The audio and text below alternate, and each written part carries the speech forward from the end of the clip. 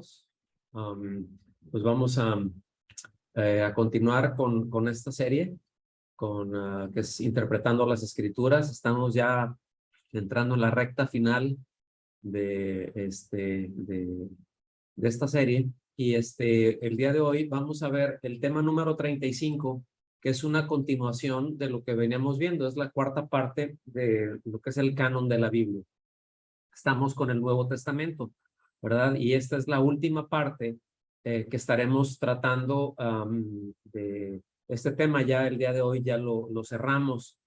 En las clases, de hecho, fue en la clase anterior, estuvimos viendo acerca de los distintos periodos en donde se fueron desdoblando, vamos a decirlo así, donde se fueron desarrollando características o ciertos aspectos donde se fue consolidando el canon del Nuevo Testamento o la norma, el hecho de establecer, y ese que no fue otra cosa más que un reconocimiento. No es de que, como lo hemos dicho, no es de que el hombre o algún concilio o alguien muy preeminente se pongan de acuerdo y dijeran, nosotros establecemos, esta es la norma.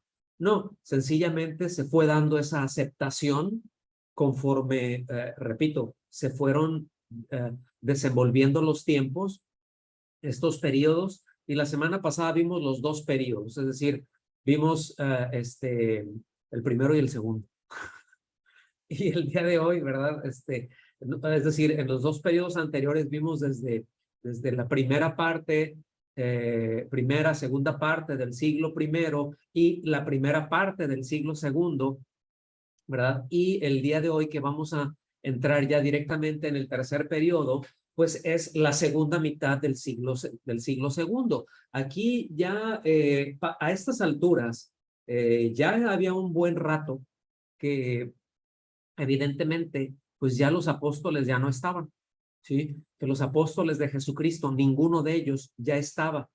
Ya aquí estaba ya muy clara la influencia y el peso, déjenme decirlo así, el peso había caído sobre aquellos pastores, en esencia. Esto es lo que a partir de aquí es cuando se le conoce como patrística, la época patrística, los padres de la iglesia. En el sentido de aquellos que estuvieron directamente con los apóstoles, que fueron discípulos de los apóstoles, ¿verdad? Y directamente con ellos. Déjenme irles mencionando para que los ubiquemos. Por ejemplo, uno de ellos que fue muy prominente, que fue Irineo, fue un pastor. A él lo estuvo discipulando, el entrenamiento de él, vamos a decirlo así, su adiestramiento estuvo bajo la mano o la influencia de Policarpo. Policarpo fue un hombre muy prominente y él fue discípulo del apóstol Juan, es decir, a quien lo discipuló desde muy niño, ¿sí? A Policarpo fue precisamente el apóstol Juan. Entonces había una línea muy directa por ahí, ¿no? Entonces, cosas muy ya de primera, de segunda mano, ya en este sentido, ¿verdad? Entonces, el primero fue Irineo, repito, a estas alturas, ya a este punto, pues ya Policarpo pues ya estaba con el Señor, ya había sido martirizado, ¿verdad? Y Irineo estaba a cargo, llevaba buena parte de la carga de la supervisión de muchas de las iglesias, pero también él fue presbítero. Hay algunos puntos aquí que quisiera mencionar, porque luego pensamos nombres como presbíteros, como obispo, que corresponde sencillamente a la Iglesia Católica, ¿no? Pero no es así. Presbítero quiere decir un pastor, ¿sí? Se está refiriendo a un supervisor.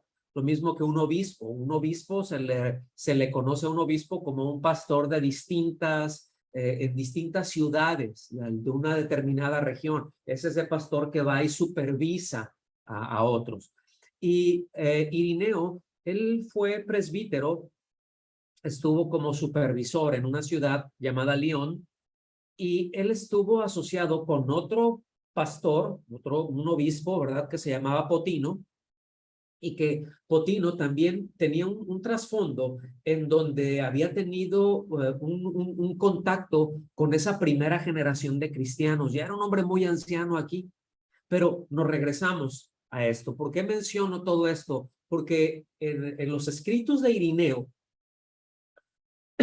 perdón, que es aquí, ya estamos en la patrística, él cita prácticamente pues de casi todo el Nuevo Testamento, ¿verdad? Y ya lo va mencionando a lo largo de sus escritos sobre la base de la autoridad que tiene el Nuevo Testamento, y afirma en esto que fueron los apóstoles que fueron investidos, que Dios les dio esa autoridad, ¿verdad? Pues para hacer esos escritos. Es decir, ya estaba fortaleciendo el punto de la inspiración de las escrituras, que es en donde se sustenta, ¿verdad? La canonicidad y es decir, el hecho de que sean autoritativas. Él dice lo siguiente, él escribe lo siguiente. Dice que estaban totalmente informados, fíjense bien, una de los cartas que escribe Irineo, estaban totalmente informados en lo referente a todas las cosas y que tenían conocimiento perfecto. Es decir, que tenían todos en igual, dice, teniendo todos en igual medida, cada uno en particular el evangelio de Dios. Está refiriendo a los escritores del Nuevo Testamento, ¿sí? Esto lo escribió en una carta que se llamó precisamente Contra las herejías, en el capítulo 3, ¿verdad? En la sección 3 de ese escrito que hizo Irineo. Y él lo que está diciendo es, miren, todos sabemos ya, todos estamos enterados que todos los que escribieron el Nuevo Testamento fueron inspirados por Dios. Todo esto que nosotros tenemos fueron inspirados por Dios, ¿sí? Entonces también Irineo da razones de el por qué deben de haber los 4 evangelios, ¿verdad? Porque ya para estas alturas ya andaban circulando uno que otro por ahí, ya les había mencionado esto, pero por qué la razón que él da va en este sentido. Dice, la palabra, dice, nos dio el evangelio en forma de 4 libros, pero unidos por un espíritu. Cuando se refiere a la palabra, ya aquí está hablando también ya de las escrituras, ¿sí? Y menciona esto, dice, en forma de 4 libros. Es decir, el evangelio los está estableciendo de esa manera. Ya los tenían a estas fechas, ya lo conocían, los que estaban recibiendo esos escritos de Irineo ya habían recibido todo esto, ¿verdad? Vemos también que además de los evangelios en distintos escritos, pues él está haciendo referencia a hechos, está haciendo referencia a Primera de Pedro, a Primera de Juan, a todas las cartas de Pablo, ¿verdad? De todas las pastorales, con excepción de Filemón, y no hace referencia al libro Apocalipsis. Y acuérdense de todo el tema de las distancias, ¿sí? La parte geográfica, es muy importante tenerlo esto en mente. Hubo otro hombre muy prominente también, Tasiano, que él fue alumno.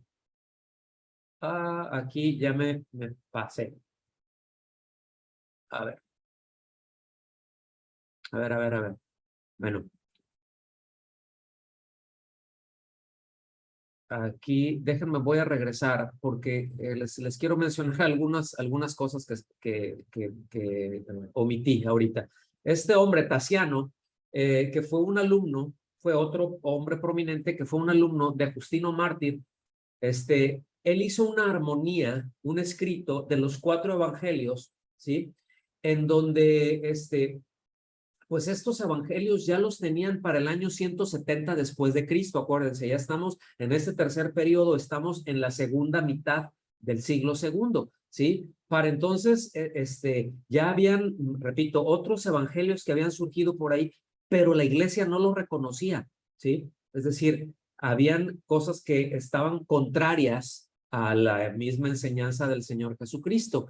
También para estas fechas, fíjense bien, para el año 170, Yo no sé si alguno de ustedes ha oído a alguien lo que se conoce como el canon Muratori. Déjenme se los digo así muy rápido, no les quiero meter demasiada información, pero lo que se conoce como el canon Muratori fue en esencia de un bibliotecario, ¿sí? Italiano él, que se llamaba Ludovico Muratori, precisamente. Él descubrió una copia. Acuérdense, este señor Muratori, él era, pues, como decimos por ahí, ¿verdad? Era un ratón de biblioteca, era un bibliotecario, ¿sí? Y él se encontró con una copia del siglo VIII, ¿sí? Con un documento que era del año 170, en donde ya estaban mencionados los libros, ¿sí? Prácticamente, bueno, casi a excepción de un par de libros de los 27 que están en el Nuevo Testamento, había la excepción de un par de ellos, ahorita se los voy a mencionar, ¿sí? Entonces, ya para esta época también habían algunas traducciones de algunos escritos, algunas versiones, ¿verdad? Por ejemplo, a latín, de los evangelios y de otras de las cartas, ya habían traducciones que se les conoce como siríacas. Si yo no sé si alguien, por ejemplo, ha escuchado, hay una versión de la Biblia que se llama la Biblia Peshita, ¿sí? Que es en siríaco, y dicen, no, es que este es un idioma original y así es como se escribió, y hay quienes, pues, por desconocimiento se apoyan ahí, y no es de que esté mal esa versión, sencillamente fue una traducción del griego al siriaco o al peshita, ¿no? En este caso. Pero ya habían escritos, habían traducciones, habían versiones, ¿verdad? Ya todo esto, ya para la segunda mitad, para el año 170, repito, después de Cristo, ya habían documentos, ¿verdad? En donde el canon, precisamente del Nuevo Testamento, ya se representaba ahí, ya lo tenían ahí, pero había solamente un libro, es decir, de los 27, quedaba un solo libro que así como que no les cuadró muy bien, no les cuadraba muy bien, y era precisamente Segunda de Pedro, aunque inmediatamente después lo metieron, pero a lo que estoy refiriéndome, ¿verdad? Es porque hay muchos que dicen que afirman que lo que les he dicho, ¿no? Que el canon quedó establecido a partir del siglo IV, y no, ya para estas alturas, mediados del siglo, después de la segunda mitad del siglo segundo, ya se tenía mucha claridad de cuáles eran los libros y las cartas del Nuevo Testamento que ya tenían, que ya eran autoritativos, que ya eran reconocidos por la iglesia conocida en ese momento, ¿verdad? Como libros autoritativos, como libros y cartas inspiradas por Dios. Segunda de Pedro entró después. Entonces, aquí en esto ya se cierra precisamente ese tercer periodo, y después del tercero, pues viene el cuarto periodo, y esto ya entramos al siglo tercero, ¿sí? Ya entramos ahí al siglo tercero, y noten por favor la línea de tiempo que traemos, ¿sí? Esos periodos precisamente cómo se vienen marcando y cómo se vienen cortando por líneas. Y hubo cristianos muy prominentes ya en el tercer siglo. Aquí seguimos todavía en la patrística, ¿ok? Seguimos todavía en la época patrística. Y uno de los cristianos muy prominentes en aquel entonces, él se llamaba Orígenes. Orígenes nació alrededor del año 185 y murió alrededor del año 254 después de Cristo. Ya estamos hablando de que él murió justo a la mitad del siglo tercero, pero él era una persona muy brillante, él era un exégeta, era un erudito, ¿sí? Es decir, tenía un conocimiento muy profundo tanto del griego como del latín, ¿sí? E hizo estudios muy críticos con relación a los textos que se conocían como el Nuevo Testamento, ¿sí? Acuérdense que ya hablamos de la crítica textual, aunque él aquí no está haciendo una crítica al texto, sino sencillamente él está refiriéndose precisamente eh, a los, eh, a los libros que ya existían en ese momento, ¿sí? Entonces, sígame con esto, con atención, por favor. Uno de estos ejemplos que él pone, o de los trabajos que él hace, se llamó Exaplos, y escribió comentarios sobre la mayor parte de los libros del Nuevo Testamento, ¿sí? Esto es muy interesante que nosotros lo ubiquemos. Entonces, ¿por qué? Porque en esos trabajos que él hizo, en esos comentarios que él hizo, lo que estuvo enfatizando de principio a fin es de que esos libros, es de que esos textos fueron inspirados por Dios. Ahora, no es de que él lo haya establecido, como lo hemos dicho, es sencillamente él, pues, lo que hizo fue darle continuidad a lo que otros ya habían dicho, lo va afirmando. Entonces, esto fue de lo más importante que pasó a lo largo del siglo III. Es decir, ya en el siglo III ya no hubo mucho movimiento, porque ya estaba muy claro en cuanto al canon, ¿okay? Lo que era el canon del Nuevo Testamento. Ahora, a partir de aquí ya viene el último periodo cuando se establece que es precisamente el periodo número 5, y aquí estamos hablando del siglo IV. Ahora, en el siglo IV ya se comienzan a aclarar muchas cosas, ¿verdad? Desde muy al principio, y uno de los hombres más prominentes que hubo ya en el siglo IV, a principios, ¿verdad? Fue precisamente Eusebio. Él fue un historiador muy importante. A él se le conoce como el gran historiador de la iglesia cristiana, ¿sí? Es decir, él se enfocó, él era repito, un cristiano, un pastor importante, pero era un tremendo historiador, ¿sí? Y él hace un estimado, ¿verdad?, del canon en algo que él escribió que se llamó Historia Eclesiástica. Y bueno, él hace varios comentarios ahí, escribe varias cosas, y deja muy claro ya en el siglo IV. ¿Por qué mencionamos todo esto?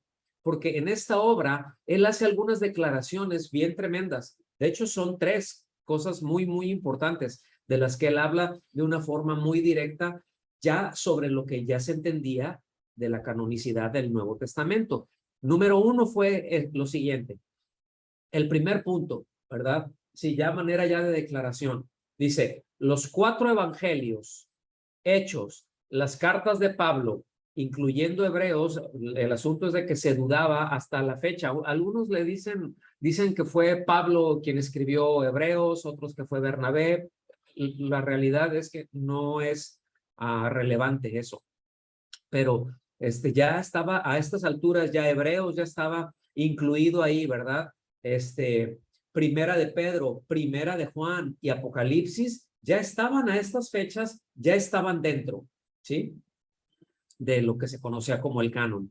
También él establece, ¿verdad? O no establece, pero él menciona que ya eran admitidos por la mayoría, esto fue incluido él mismo, pero todavía seguían algunos libros que no estaban muy claros, como fue Santiago, Segunda de Pedro y Segunda y Tercera de Juan y Judas, ¿verdad? Pero sobre todo fue la de Segunda de Pedro la que varios todavía tenían dudas. Yo quiero nada más que recuerden cómo en este sentido la parte de los tiempos y de las distancias tardaba en llegar la comunicación, ¿sí?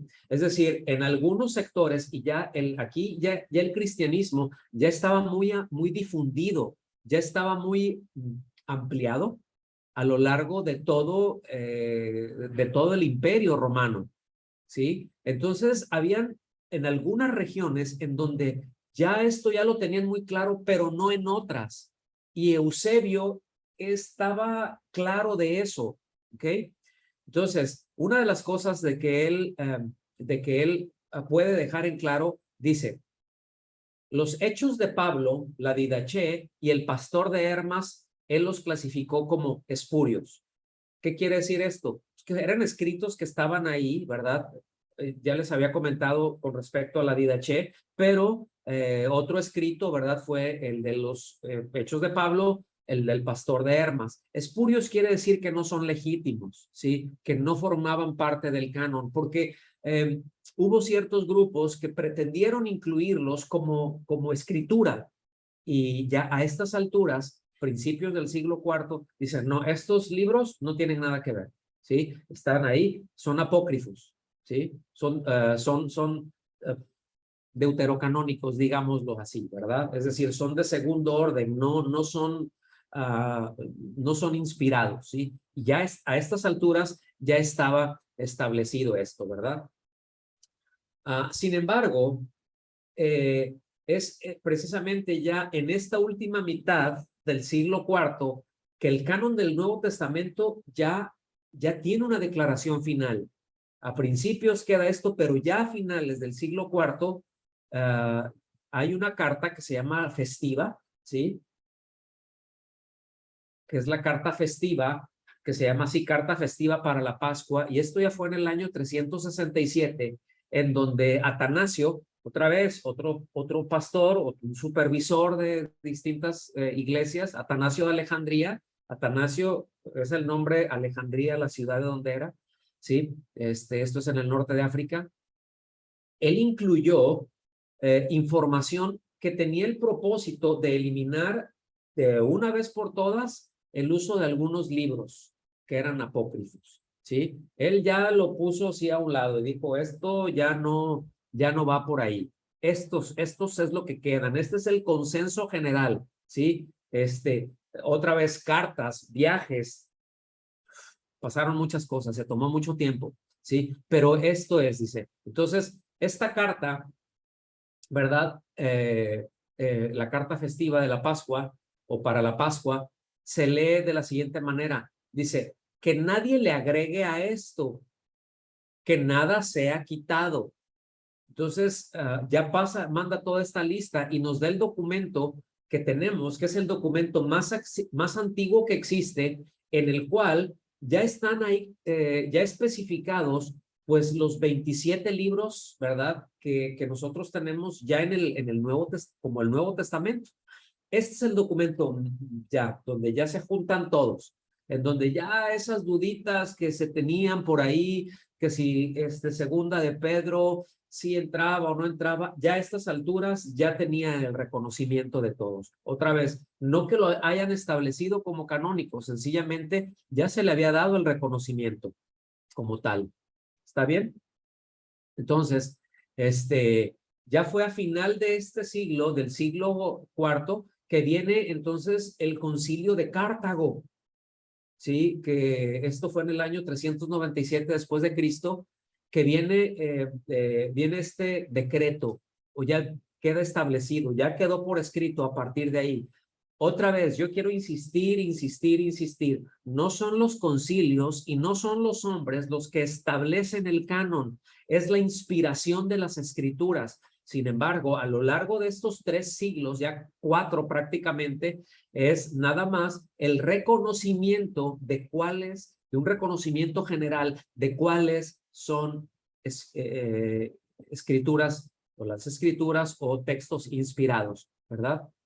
Pero ya se escribe lo siguiente para estas alturas, ¿verdad? Que aparte de las escrituras canónicas, nada se debe de leer en la iglesia bajo el nombre de escrituras divinas, ¿sí? No estoy diciendo que ya no van a haber otras cartas o que ya no va a haber correspondencia, no. Pero lo que está diciendo, estas son las escrituras, ¿sí?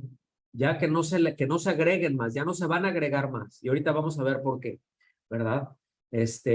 Hubo ustedes recordarán que hubo un avance, pues, muy repentino del cristianismo con Constantino, precisamente en el siglo IV, ¿sí? Para estas alturas, cuando ya se da el concilio de Cartago, pues ya estaba muy avanzado, ¿no? Ya las iglesias estaban organizadas y ya habían algunas cositas, ¿no? Por ahí que nunca hay un buen resultado cuando con ese matrimonio espantoso de iglesia-estado, ¿no? De unir la iglesia con el Estado cuando son de naturalezas distintas, ¿no? El Estado es de naturaleza humana, es netamente terrenal, y la iglesia tiene una naturaleza divina, ¿sí? Es decir, la iglesia surge de Cristo. Entonces, fusionarlas es como poner un remiendo en un paño, en un paño viejo, ¿verdad? Hacer ese remiendo se rompe tarde o temprano, eso fue lo que pasó. Pero sencillamente lo que yo quiero mencionar es de que hubo un avance muy rápido, ¿sí? Del cristianismo, por un edicto, ¿sí? Que dio Constantino allá en Milán, que se conoce como el Edicto de Milán, en el año 313. Y esto tuvo mucho que ver con la recepción de todos los libros del Nuevo Testamento, pero acuérdense que el Imperio Romano se separó, hubo una división, ¿sí? El este y el oeste, ¿ok? Pero había un emperador, pero ya al ratito, y ese emperador, bueno, pues, ¿y quién va a ser? Y habían esas disputas, bueno, que el obispo de Roma, ¿verdad? Pusiera a todos los demás que estuvieron bajo la autoridad de él, y los demás, no, ¿por qué? Ya, aquí el imperio, miren, políticamente ya estaba separado el este y el oeste, ¿sí? Entonces, ¿por qué les comento esto? Porque se vinieron, y ahorita van a ver, ahorita voy a tocar un aspecto muy rápido de lo que fue o de lo que es la historia de la iglesia. Pero a Eusebio, a este historiador, ¿verdad? A este cristiano muy prominente, a él se le asignó una tarea ahora sí que por parte del emperador, ¿sí? Se le asignó una tarea, ¿sí? De preparar 50 copias de las escrituras divinas. Entonces, aquí, ahora sí que sentar a varios, ¿verdad? Y los copistas, acuérdense, esos son manuscritos, ¿verdad? 50 copias. Estos son las escrituras. Esto es el Nuevo Testamento, ¿verdad? Y eso ya empezó a circular. Ahora, él estaba, pues, totalmente conscientes de cuáles eran los libros que ya se consideraban y las cartas que ya se consideraban, pues, divinamente inspirados, ¿sí? Y esto ayudó muy fuerte a establecer precisamente o a dar el reconocimiento de esa norma, ¿sí? Entonces ya fueron como que, vamos a decirlo así, copias oficiales, ¿sí? Es decir, esto es lo que ya está ahí y vino ya a tumbar cualquier duda que hubiera. Ahora, Eusebio, repito, era un historiador, él tenía muy claro esto, ¿sí? Pero eso fue en el este, ¿ok? Del imperio. En el oeste, es decir, en el otro lado, pues hubo líderes que tenían una influencia muy grande. Dos de ellos, ¿sí? Que fue Jerónimo de Estridón y fue Agustín de Hipona.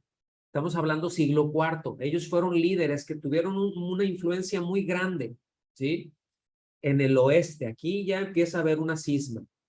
Y ellos, bueno, publicaron, en este caso, pues fue Jerónimo quien publicó, ¿verdad? O quien escribió, quien ya puso estos 27 libros, lo que conocemos como la Vulgata Latina, ¿sí? En este momento se llamaba, como fue la primera, se llamaba la Vetus Latina, no la Vulgata, sino la Vetus Latina. Ya después fue la Vulgata. Y bueno, es así como que ya quedamos, ¿ok? Este y oeste, quedamos. El Nuevo Testamento son 27 libros, ¿verdad?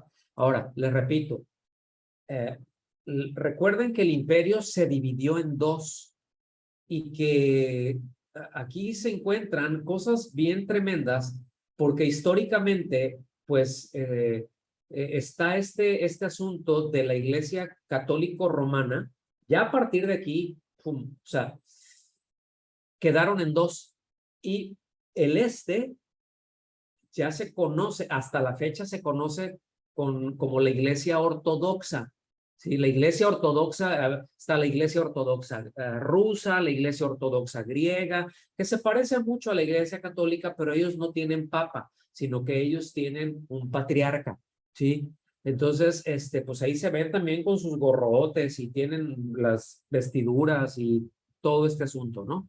Pero el punto entendiéndolo, yendo más allá, incluso en esto, pues es el asunto de que estaban ya divididos, ¿sí? Entonces es nada más para traer un poquito a memoria esto. Ahora, quiero insistir, y ya perfilándome para el final, quiero insistir en algunos principios y algunos factores que fueron determinantes para el canon del Nuevo Testamento, ¿sí? Como ya lo mencionamos, por naturaleza propia, la escritura, ya sea Antiguo o Nuevo Testamento, ¿verdad? Como Pablo le escribe ahí a Timoteo, toda la escritura, ¿verdad? Esto incluye, acuérdense que ellos no decían, el Nuevo Testamento, el Antiguo Pacto y el Nuevo Pacto, ellos no lo mencionaban así, para ellos era la escritura, era la palabra, ¿sí? Ya, acuérdense, aquí ya estamos bastante después, cuando ya se hacen estas divisiones, pero toda la escritura fue algo dado por Dios, no fue una obra de creación humana. Ciertamente hubo inspiración divina y esa es la clave de la canonicidad. Es ahí en donde descansa, que fue inspiración divina, no fue producto humano, ¿sí? Pero esto ya lo hemos tocado. Sin embargo, yo quiero remarcar en esto, porque esto fue el principio y el factor más importante, ¿sí? Yo diría que lo determinante en cuanto a cómo se estableció el canon, ¿verdad? Y bueno, pues hubo métodos, ¿verdad? En donde se determinaron este método de determinación, como ya lo vimos, no es uno que entonces selecciona a ciertos candidatos, ¿verdad? No, este libro y aquel libro, porque no hay, sino más bien este método es la recepción de materiales auténticos, ¿verdad? Es decir, es el reconocimiento por un círculo que iba cada vez creciendo más y pues que hacen conocidos los hechos desde su origen. Es decir, ¿de dónde salió esta carta? Pues esta carta la escribió Pablo. Ya había un conocimiento más general, había un conocimiento que ya se había ampliado, que ya les había llegado y que ellos simplemente decían, esto, ¿verdad? Esto es lo que queda como precisamente como canon, como norma. ¿Por qué? Porque esto fue inspirado. Y esto, ahorita voy a tocar algún punto muy importante, solo que me quiero regresar un poquitito en el siglo, hacia el siglo II, porque la semana pasada les mencioné de Montano, ¿verdad? Que hubo este movimiento que hizo Montano, que declaró, pues, él que estableció su propio canon, ¿no? Recuérdense que él agarró y empezó a tasajear y dijo, para empezar, todo el Antiguo Testamento se va y del Nuevo Testamento, todos los evangelios se van, queda el Evangelio de Lucas, y esto yo establezco que, bueno, y le quito los dos primeros capítulos y casi todas las cartas de Pablo y todo lo demás se va a la basura, ¿sí? Eso fue lo que hizo Montano. Entonces, ahora, cuando él hace esto, que fue un movimiento no pequeño, pues esto aceleró, ¿verdad? El reconocimiento de un canon ya más claro que refutara a esto. En este sentido, fue el movimiento en donde él enseñaba, fíjense, en este movimiento de Montano, él enseñaba pues que él era profeta, ¿sí? Y que bueno, pues de que Dios le había dado este ministerio como profeta, que había estos dones de profeta y que él era un profeta, ¿sí?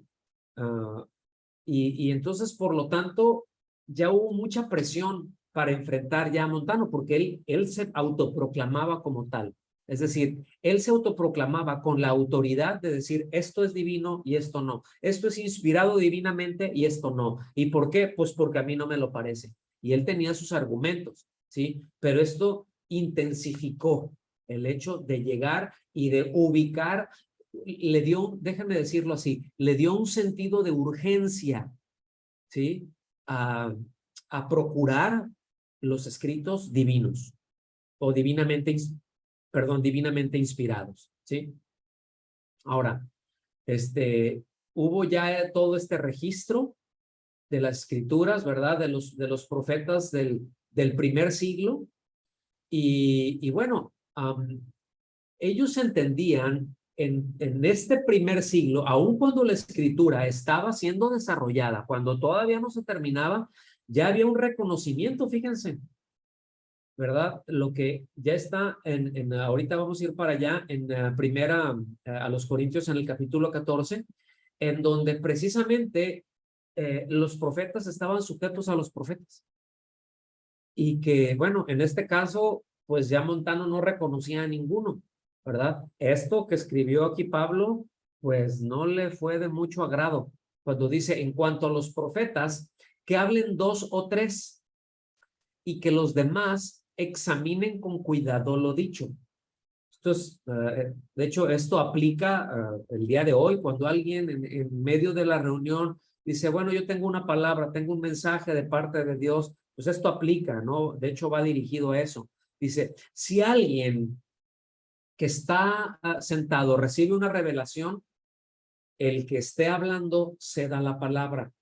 Pero aquí ya está tratando, ¿verdad? Que los que estuvieran profetizando no debían pasar de 3, ahí lo menciona en el versículo 29, pero el hecho es de que los demás deberían de discernir callados, deberían de poner atención en lo que se estaba diciendo, si eso que se estaba diciendo procedía o no del Espíritu Santo.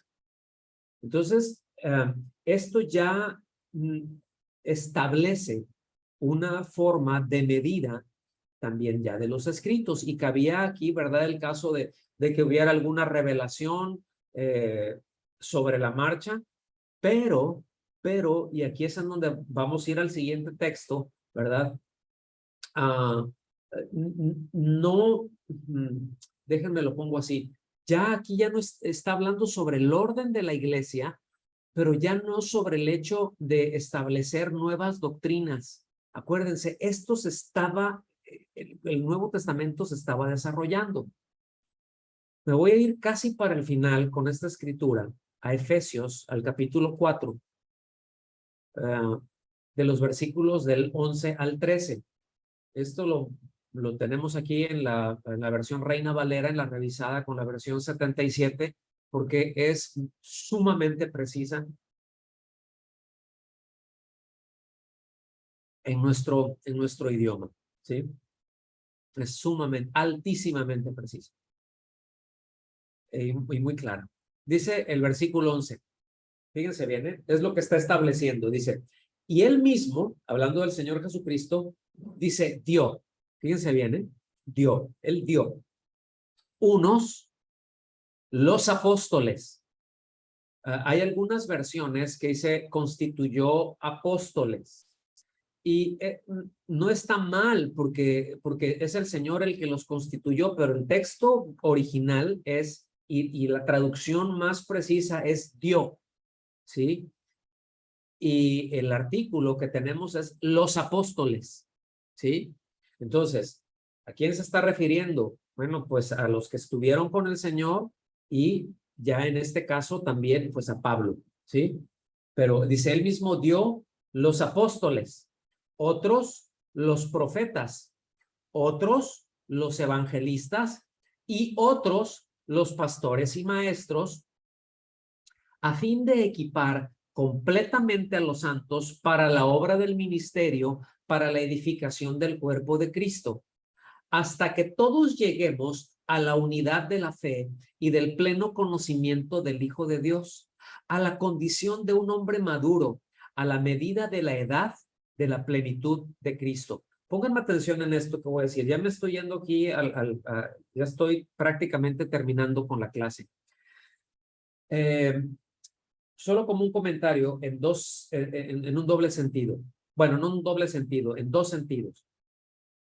Número uno, menciona a 2 ministerios, escuchen bien, menciona a 2 ministerios que se les conoce como ministerios de fundación o de fundación de la iglesia, que son apóstoles y profetas, ¿sí?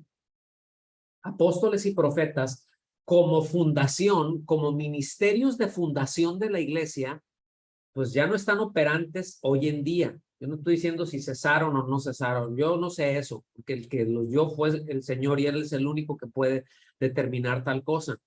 Pero ya no están operando. Es decir, ¿por qué? Porque ya ellos son los que hablaron, es la doctrina de los apóstoles, que es el equivalente o que es un sinónimo de la doctrina de Cristo, de la enseñanza de Cristo. Estamos aquí y es sobre lo cual mismo en Efesios declara, ¿verdad? Está la base de la doctrina en la iglesia que dice que descansa sobre la doctrina de los apóstoles y de los profetas.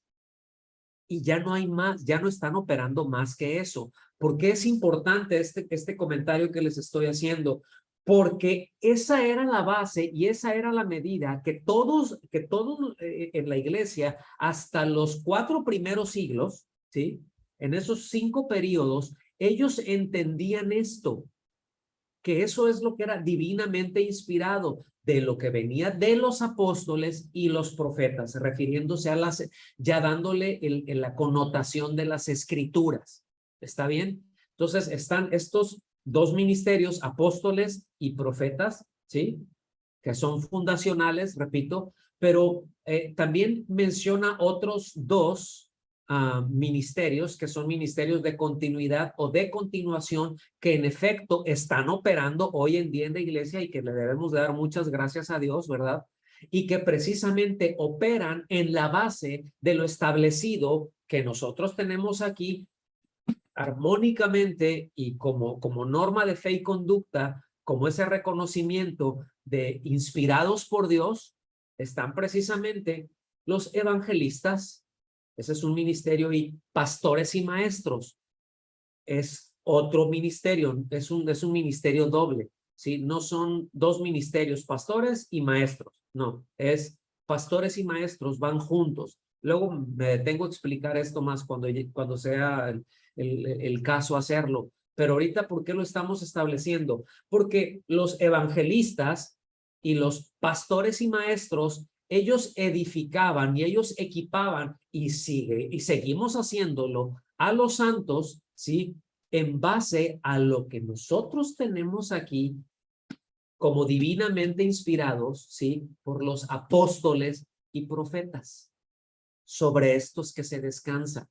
Yo espero que esto haya aclarado bastante y ya como una nota final, ¿sí? Ahí al pie, ahora sí que al pie de página, pero es la confiabilidad, en este caso de la confiabilidad del canon de los 27 libros que están en el Nuevo Testamento, ¿verdad?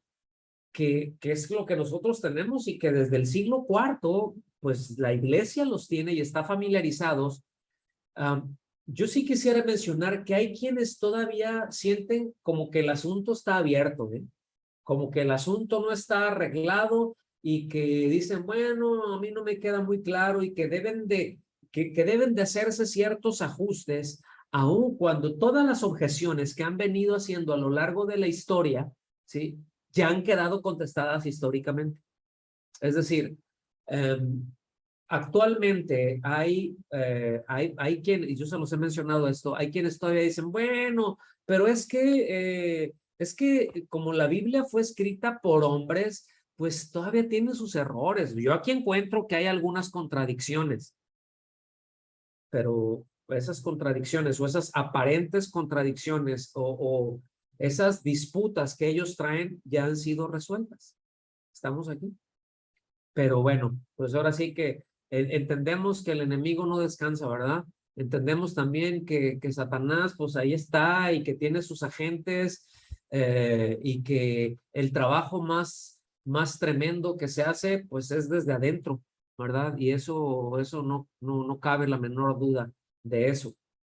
Pero ya, pues ya, ahora sí que como creyentes, ¿verdad? Que confiamos en el Señor, que Él guarda su palabra, que Él ha cuidado su palabra, que Él vela por su palabra, por la integridad de su palabra, nadie más interesado y nadie más poderoso que Él para hacerlo.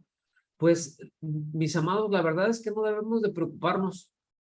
Esto que tenemos nosotros aquí como Antiguo, como Nuevo Testamento, Y con esto cierro, ¿verdad? Pues es auténtico, ha sido autenticado a lo largo, pues, del Nuevo Testamento, pues, esencialmente a lo largo de 2000 años, ¿verdad?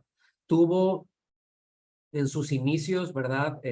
Tomó tiempo, pero si nosotros vemos a lo largo de la historia, pues desde muy temprano, ya desde muy cercano a donde se terminaron de escribir, ya estaba básicamente resuelto, y tenían esencialmente identificados y había un reconocimiento de aquello que había sido inspirado por Dios, ¿sí? Y hubo mucho celo por parte de muchos que les costó la vida a lo largo de la historia, y eso yo quiero insistir en ello para que precisamente nosotros podamos valorar eso que el Señor nos ha dado y esto que el Señor nos permite tener, tan hermoso, tan valioso, tan precioso que es su palabra escrita. Amén. Entonces, uh, hay una precisión muy grande, hemos tratado ya acerca de esto, y con esto yo sencillamente quiero cerrar. Espero que hasta aquí se hayan cubierto pues los aspectos más esenciales tocante a la canonicidad de las escrituras, ¿verdad? A cuál es el canon y cómo se llegó, porque otra vez, ¿verdad? Esa luego llega a ser una pregunta que nos hacen. Si no nos la hemos hecho nosotros mismos, si es una pregunta que a todos nosotros nos llega a hacer alguien, o si no se la han hecho, se la harán en algún momento. Sí, y cómo sé cuál sí es, y cómo determinaron si era palabra de Dios o no. ¿Ok? Bueno, ya hemos tenido 4 enseñanzas con algo de información. Debo decir, ha sido una información muy modesta, no es todo, pero creo yo que es bastante sólida como para que tengamos precisamente la seguridad, ¿verdad? De que lo que nosotros tenemos como Biblia es auténtico y es sumamente preciso. Amén. Entonces, pues yo les agradezco mucho por la atención que han tenido, por el esfuerzo que han hecho. Yo espero no haberlos hecho un lío, ¿verdad? Y bueno, pues que Dios nos ayude, ¿verdad? Y habrá que meterle muela a este asunto, habrá que repasar, habrá que ir a los apuntes. Ya tienen las láminas aquí, ¿verdad? Si no alcanzó a tomar todas las notas, aunque se dio bastante tiempo, pues en el video usted va a poder observarlas, ¿no? Tal cual fuimos desarrollando. Entonces, pues una vez más, muchas gracias y que Dios los bendiga.